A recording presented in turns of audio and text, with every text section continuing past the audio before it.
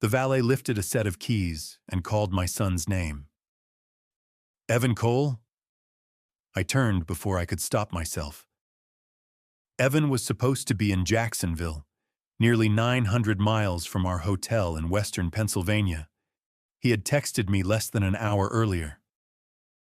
I'm still at the job site, Dad. I hate missing tonight. Tonight was my retirement dinner. His empty chair had been beside mine all evening. Then the glass doors opened, and my son walked out wearing a navy jacket and carrying a bottle of champagne. His wife, Claire, was beside him. Behind them came Claire's parents and a woman I recognized from the for sale signs around town. Evan saw me beneath the awning. The smile left his face. Claire whispered something. Her father, Richard, quietly moved a gray folder behind his back. The valet still held the keys between us. Jacksonville? I asked. Evan looked at the car, then at me. Dad, I can explain. Good. Start with why you were celebrating upstairs, while 30 people were waiting for you downstairs. Nobody answered. Then the realtor stepped forward and held out her hand. Mr. Cole, I'm Denise Palmer. I didn't realize you were joining us tonight. Evan shut his eyes for half a second. That woman believed I had been invited. Whatever had happened upstairs involved me. Everyone knew it except me. My name is Jack Cole. I was 62 that night, and I had spent 34 years running a small cabinet shop called Cole & Son. The name was older than Evan's involvement. My father painted it on our first truck when I was 28, and Evan was still learning to walk. Later, my wife, Susan, joked that we should have called it Cole, Wife and Son because she kept the books, answered the phone, and stopped me from accepting jobs that would never pay. We lost Susan 4 years before my retirement. After that, Evan came into the business full-time. I thought he did it because he wanted to carry the shop forward. Only later did I understand how much he also wanted to escape the shadow of Claire's father. Richard Bell owned 3 flooring stores and talked about money as if every family conversation were a negotiation. He called my shop a nice little operation. He called Evan a man with potential whenever he wanted something from him. I never liked Richard, but I kept that opinion to myself. Evan loved Claire. Susan had taught me that being right about an in-law was rarely worth making your child choose sides. My retirement was supposed to be simple. I would stop working 6 days a week. Evan would begin managing daily operations. After a 2-year transition, we would discuss whether he wanted to buy the business and the building. Discuss. That word mattered. I had never promised to hand him everything on the morning after my dinner, but during the final month, he kept referring to the transfer. Each time I corrected him. The transition, I said. He would smile and answer, right, that's what I meant.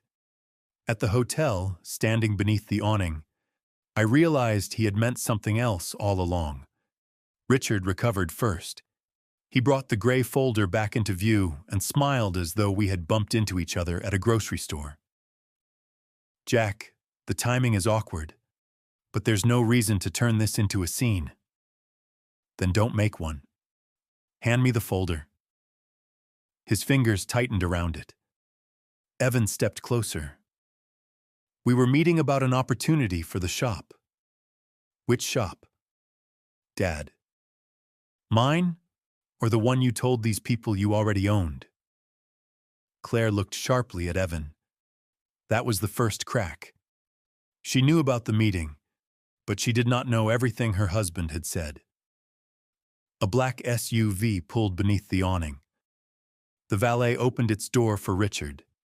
Denise, the realtor, glanced from him to me. Perhaps we should reschedule Monday's walkthrough. Walkthrough of what? I asked. Nobody needed to answer. Denise's eyes moved toward Evan. 9 tomorrow morning, I said. At the shop. Bring the folder. Richard began. Jack. Not you. My son. I got into my truck and left. For the first 10 minutes, I was furious about the dinner. 30 people had come to mark the end of my working life. Men who hated dress shirts had worn ties. My sister had driven through 2 hours of rain.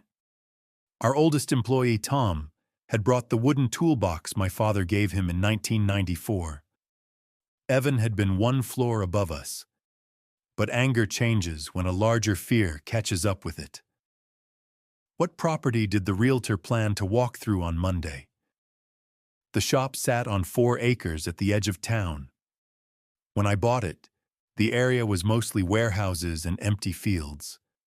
Now a medical center stood 2 blocks away, and new townhouses were appearing along the highway. For 3 years, developers had sent letters asking whether I would sell. I threw everyone away. The shop was not beautiful. The roof needed work. The office still had brown paneling Susan chose in 1992. But the property was paid for, and 11 people earned their living there. It was also the last place where I could still hear Susan's voice without trying. Her handwriting was on the labels beneath the old filing cabinets. Her coffee mug was in the cupboard. Near the loading door, 5 pencil marks showed Evan's height from age 6 to 16. I had been willing to let my son change the business. I had not agreed to let him erase it. When I reached home, there was a message from Claire. Please don't make any decisions until you hear the whole plan. Evan thinks he is protecting you. I read it twice. Protecting me from what? I called Denise, the realtor. She answered on the 3rd ring. Mr. Cole, I'm uncomfortable discussing a client's private transaction. Which client? Silence. The person who owns the property, I continued. Or the person who told you he would own it tomorrow. She let out a slow breath. I was told the family transfer was complete. By whom? Evan and Mr. Bell. What were you celebrating? We received a revised proposal this afternoon. It was higher than expected. For the business? For the land and building. The buyer does not want the business. That answer was worse. What happens to the shop? My understanding is that it would relocate. Where? She hesitated again. A warehouse owned by Bell Flooring. Now the plan came into focus. My son expected me to give him control. He would sell my paid-off property to a developer. Then he would move Cole and Son into a building owned by his father-in-law and pay Richard rent. The business I built would become dependent on the man who had always called it little. What is the offer? I asked. Denise named a figure that was more than twice what I believed the land was worth. For one dangerous moment, the amount distracted me. It was enough to retire without thinking about money again. Enough to help Evan and Claire. Enough to make every leaking roof and difficult customer somebody else's problem. That was why they had arranged the proposal before speaking to me. They expected the number to silence the questions. Send me nothing, I told Denise. Cancel the walkthrough until you hear directly from me.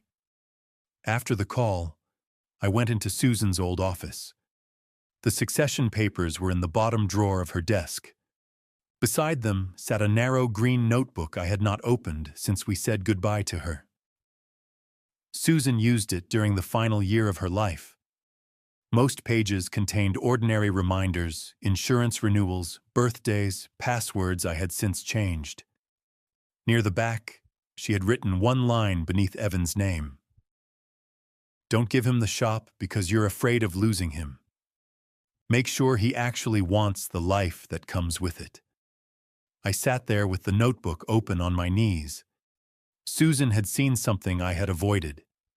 Evan liked winning contracts. He liked shaking hands and showing customers computer drawings, but he hated the small obligations that held the place together. The Saturday repair no one could bill for, the employee who needed an advance, the customer whose measurements were wrong but whose deadline remained the same. Perhaps he wanted the shop, or perhaps he wanted to be the man who owned it. At 11 that night, Evan called.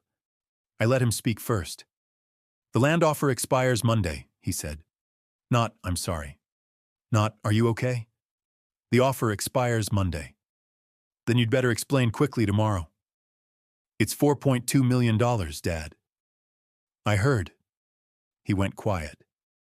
You called Denise. I own the phone number too. You can't reject it before seeing the plan. I haven't rejected anything. That surprised him. So you'll consider it? I'll consider everything I learned between now and 9. After we hung up, I took the unsigned transition agreement from the drawer. Then I removed the signature page. At 8:50 the next morning, Evan entered the shop carrying the gray folder.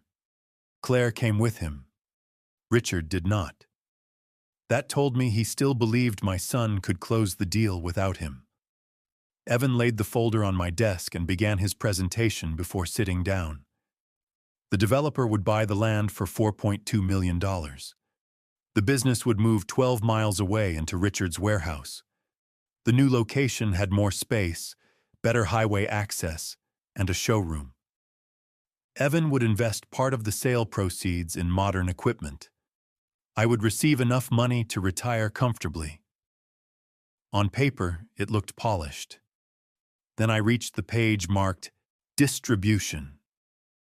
Why does Bell Property Group receive $600,000? I asked. Claire leaned forward. What? Evan stopped. I turned the folder toward her. The amount appeared as a relocation and facility improvement allowance. Richard's company would receive it to prepare his warehouse for our shop. We would also sign a 15-year lease. Dad, the building needs work, Evan said. Then Richard should repair his own building. Claire kept reading. Evan, you told me Dad would own part of the warehouse. Eventually. That word isn't here. The second crack widened. Evan had told Claire the deal would connect our two families as equal partners. The documents made Richard our landlord and gave me no ownership at all. Did your father draft this? I asked her. He and Evan worked on it. Claire, Evan said, we were going to revise the details after Dad agreed to the sale. Which version was I supposed to agree to? I asked. The one you told your wife about or the one in front of me? Evan's jaw tightened. You're focusing on Richard because you don't like him. I'm focusing on him because he gets my land, my rent, and $600,000 without selling anything. You get millions. And what do you get? He looked at Claire. She answered for him. Dad promised him a partnership in Bell Flooring. There it was. Evan was not only planning his future at Cole & Son, he was buying his way into Richard's company with my property. It's an expansion role, Evan said. The businesses would share customers. Would you still run this shop? At first. And after that? We would hire an operations manager. The entire plan had been presented as a way to protect my legacy. My son did not even intend to remain there. Claire closed the folder. You told me this was your chance to continue what your father built. It is. No, she said. It's your admission price into my father's business. Evan stood. I am trying to build something bigger than a cabinet shop. The words echoed across the small office. Below us, a saw stopped. For a moment, the whole building seemed to have heard him. Then build it, I said. Just don't use my life as the down payment. I placed the transition agreement on the desk. Evan's eyes went to the empty space where the signature page had been. "Where is it?" "Safe. You said we were signing today?" "I said we were beginning a transition. You decided that meant ownership. Richard decided it meant a property sale. Denise decided it meant a walkthrough. Apparently, I was the only person who didn't know what my retirement meant." "Are you canceling everything?" "Yes." He stared at me as if I had taken something from him. "You can't do this because I missed a dinner. This is not about the chair." "Then what is it about?" I pushed the gray folder toward him. "You lied about where you were. You offered property you didn't own. You promised your wife a partnership that doesn't exist. And you plan to leave the company after using its name to earn a place beside her father." I tapped the folder once. The empty chair is simply where I noticed. Claire stood and walked out. Evan watched her cross the shop floor, but he did not follow. "You always do this," he said quietly. "Do what?" "Make the shop the test for whether I'm a good son." That was not the argument I expected. He looked toward the wall where an old photograph showed my father, Susan, and me on opening day. "When I was 12, you missed the final inning of my championship game because a delivery was late. When I graduated, you took a call from a customer during dinner. Mom spent 30 years arranging our lives around this building, and now you're acting shocked that I don't want to spend the next 30 doing the same. Some accusations are easy to dismiss because they are false. This one wasn't." I had missed that final inning. I remembered arriving as the other parents folded their chairs. I remembered Evan holding a trophy and refusing to look at me. "You're right," I said. He had prepared himself for a fight. My answer took it away. "I gave this place time that belonged to you and your mother. I told myself I was doing it for the family. Sometimes I was. Sometimes the shop was simply easier than being present." His anger shifted, but it did not disappear. "Then why are you forcing it on me?" "I'm not. That's what you still don't understand." I opened my desk and placed a second document in front of him. It was an offer to buy his small existing share in the business at an independently determined price. "If you don't want this life, you may leave it," I said. "No punishment. No family war. You'll receive fair value, and you can build whatever you want with Richard." He looked at the offer without touching it. "And if I want to stay?" "Then you stay as the manager you are today. No ownership transfer, no secret deals. In 1 year, we review it. You want me to spend a year proving myself to people who heard you cancel my future. I want you to spend a year deciding whether this is actually the future you want." He took the buyout offer and left. This time, he followed Claire. By noon, everyone in the shop knew something had happened. I told them the only facts that affected them. The property was not being sold, the shop was not moving, and Evan would be away for a few days. Tom, our oldest employee, studied me for a moment. "You retiring or not?" "Apparently I'm doing it badly." He nodded. "Most people need practice." Then he returned to his bench. At 3, Claire called. She was at her sister's house. Evan had gone to speak with Richard. "I need to ask you something," she said. "Did you ever tell Evan you would announce him as the new owner at the dinner?" "No." "He was certain you would." "Richard was certain." Claire became quiet. Then she told me something Evan had not. 2 months earlier, Richard had offered him a vice president position at Bell Flooring. There was one condition. Evan needed to bring a valuable asset or a new source of capital into the business. Richard called it proof that he could create an opportunity instead of waiting for one.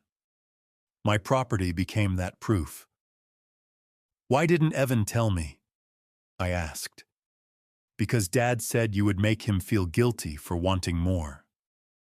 "Did you believe that?" "I believed Evan when he said you approved the sale."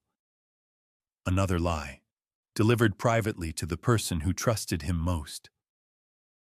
"Claire, why was the dinner held in the same hotel as mine?" "The buyer's representative was only available that night. I asked Evan to come downstairs after the meeting." "What did he say?" "That seeing him would make it harder for you to let go." That sentence stayed with me. Not that I would be angry.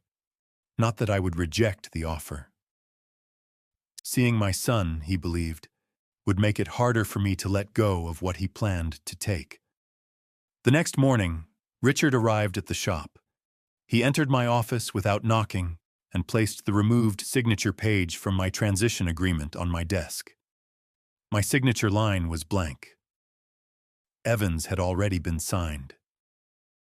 "Where did you get this?" I asked. "Evan gave it to me weeks ago so my attorney could review it.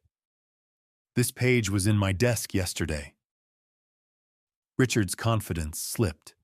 He looked down at the page. It was a copy.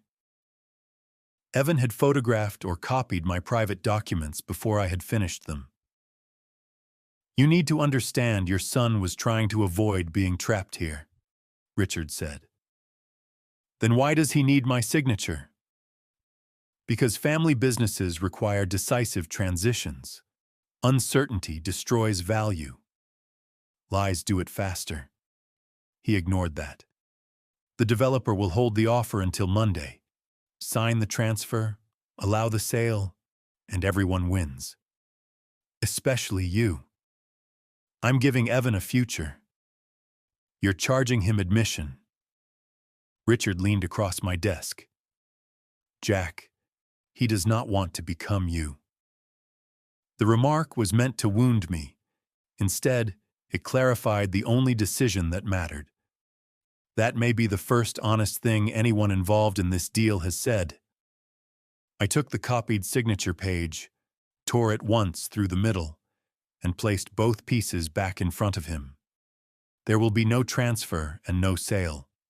If your offer to Evan disappears because he arrives without my property, then you never offered him a future. You offered him a commission." Richard stood still for several seconds. Then he collected the torn page and left. Evan did not come to work on Monday. At 9:15, Denise emailed confirmation that the property offer had been withdrawn. At 10, Claire sent me a photograph of the gray folder in a recycling bin. At 11:30, Evan accepted Richard's vice president position anyway. No property, no new capital, no partnership, only a salary and a title. Richard had lowered the offer the moment he realized my land was not attached. Evan took it because returning to the shop felt like admitting defeat. For 3 months, we barely spoke. He attended Sunday dinner twice but left early both times. We discussed weather, football, and a leak in his garage. The hotel remained in the room with us even when nobody mentioned it. I did not chase him. That was difficult. Susan's warning in the green notebook applied to more than the shop. I had nearly given Evan a business because I feared losing my son. Now I had to avoid buying his return with forgiveness he had not asked for. At Cole & Son, I postponed retirement and made changes I should have made earlier. Tom began training a younger carpenter. Our office manager took over scheduling. I reduced my own hours without placing my entire life in Evan's hands. I also removed "and Son" from the new invoices. Not from the sign outside. Not yet. I did it because customers kept asking whether Evan had approved their orders. Each question reopened the same explanation. When Evan saw the new invoice during Sunday dinner, he went silent. "You changed the name," he said. On the paperwork. That didn't take long. You work somewhere else. Temporarily. It was the first time he had said that. Claire looked at him. You told me you were done with the shop. I said I needed distance. You signed the buyout offer, I said. He had returned it 2 weeks earlier. I had not yet completed the purchase because the valuation was still being prepared. Maybe I signed it because you put it in front of me while I was angry. Then tell me to stop the valuation. He could not do it. Leaving the shop gave him someone to blame. Staying would require him to face the people he had planned to treat as moving expenses. Claire broke the silence. Evan, what do you actually want? He looked at her, then at me. I don't know. It was painful, but it was finally true. 2 weeks later, Bell Flooring announced it was closing one of its stores.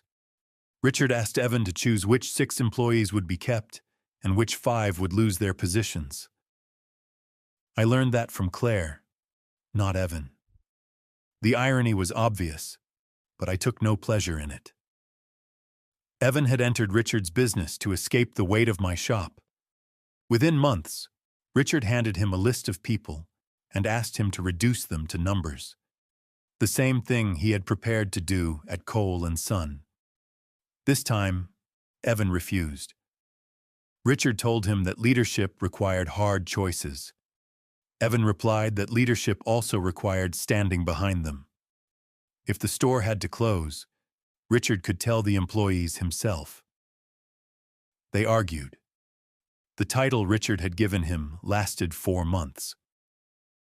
On a rainy Thursday morning, I arrived at the shop at 6:30 and found Evan sitting on the concrete step outside. He held the old brass key I had given him when he turned 18. Does it still work? He asked. You could have tried it. I didn't know if I was allowed. I unlocked the door. He followed me inside, but stopped when he saw the invoice boxes without his name. Claire told me you refused Richard's layoff list, I said. I didn't do anything brave.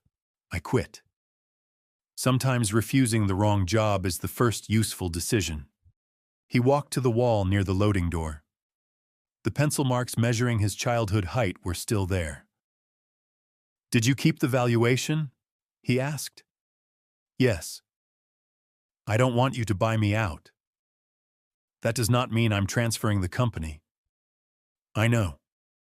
It does not mean you return as manager. His face tightened, but he nodded. Then what can I do?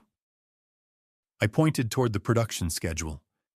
We had a hotel desk due Friday, and one section had been built to the wrong measurement.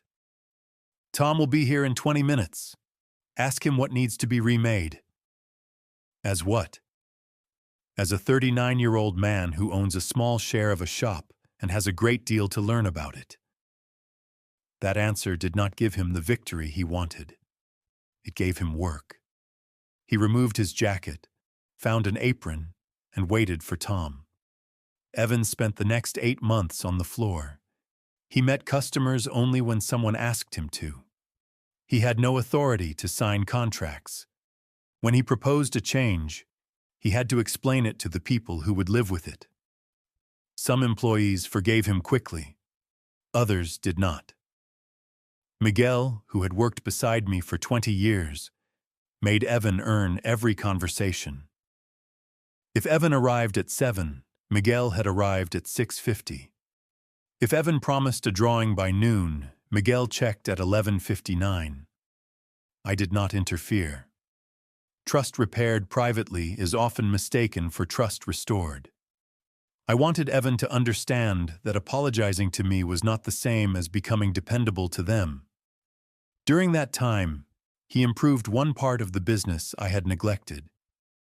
Instead of relocating the shop, he converted an unused storage room into a small design studio. Customers could see samples and drawings without walking across the production floor. It cost less than 1 month's rent at Richard's warehouse. The idea was practical, and it worked. I told him so. That mattered more to him than either of us expected. On the first anniversary of my retirement dinner, the hotel called to ask whether we wanted the same room for another company gathering. My first instinct was to refuse. Evan said, "Book it." Why? Because avoiding the building doesn't change what I did there. We held a smaller dinner. No retirement banner. No speech about ownership. Just employees and their families. Evan arrived early. His chair was beside mine, but he barely sat in it. He helped an older employee up the stairs, found crayons for Miguel's granddaughter, and carried extra plates when the hotel staff became busy. Near the end, he tapped his glass. "I owe everyone here an explanation," he said. The room became quiet. He did not describe himself as manipulated. He did not mention Richard's offer or the pressure from Claire's family. Last year, I sat one floor above this room and tried to arrange the sale of a place I did not own. I told myself I was planning for the future. The truth is that I wanted a title badly enough to spend something other people had built. He looked at me.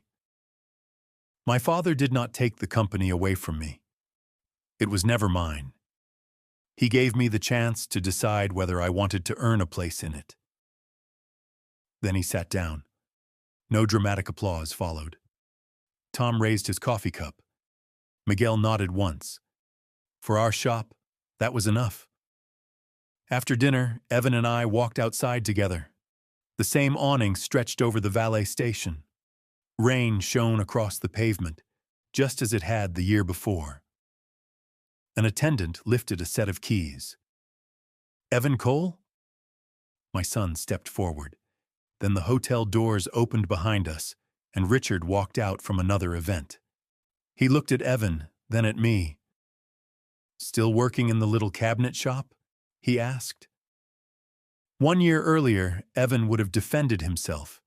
He would have mentioned revenue, expansion, or the new design studio. This time he simply took his keys. "Yes," he said. "I finally am." Richard gave a thin smile and walked away. Evan watched him for a moment. "I spent years wanting him to speak about me the way you speak about the people at the shop," he said. "And now? Now I understand why he never did." The valet brought his car around. Before getting in, Evan handed me an envelope. Inside was no ownership proposal and no request for a title. It was a check purchasing 1 additional % of the business at the value set by the independent appraisal. 1%. Not enough to control anything. Enough to show that he was willing to invest his own money instead of offering mine. "I can afford another one next year," he said. "That's a slow way to take over a company.